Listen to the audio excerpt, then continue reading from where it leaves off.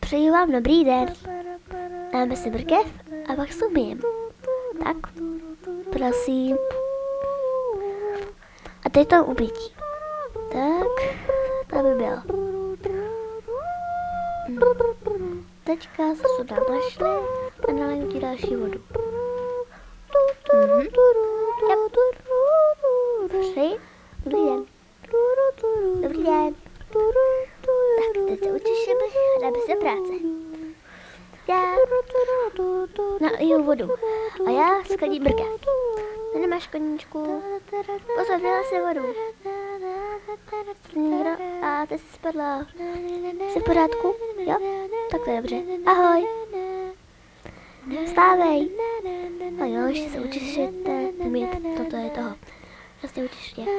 Tak, co ještě potřebujete? Jasně, koníčko, jídlo, učesat. Jo, tak tady hopně, ale teďka jdem na ten cirkus. Tady prosím, Jubí, kolo to čte a ráda.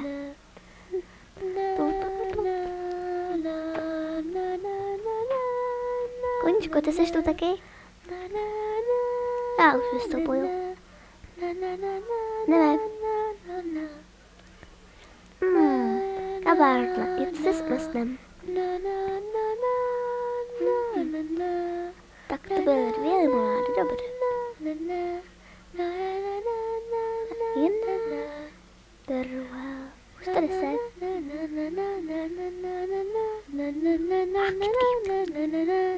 Prosím, jedna čokoládová, jedna jahodová. Tak, teď se odpočívám. Tak a teďka půjdeme na nákup. Tak, Koníčku, ty zůstaneš doma. A obchod. Koupíme kytku, co by to ještě mají, no, to má hezký věci. Mohli bychom koupit na mrkvičku, to je Koníčka. Co to ještě je? Řadínek mašle. Tady má Koníčku, stále jste ty přivezli. Podívej se, to je krása, co? Jasnýka, a to už si stěli. Tak, a teď uvidíme. Budeme blbnout. Chceš? To jo. Tak, hop, tada.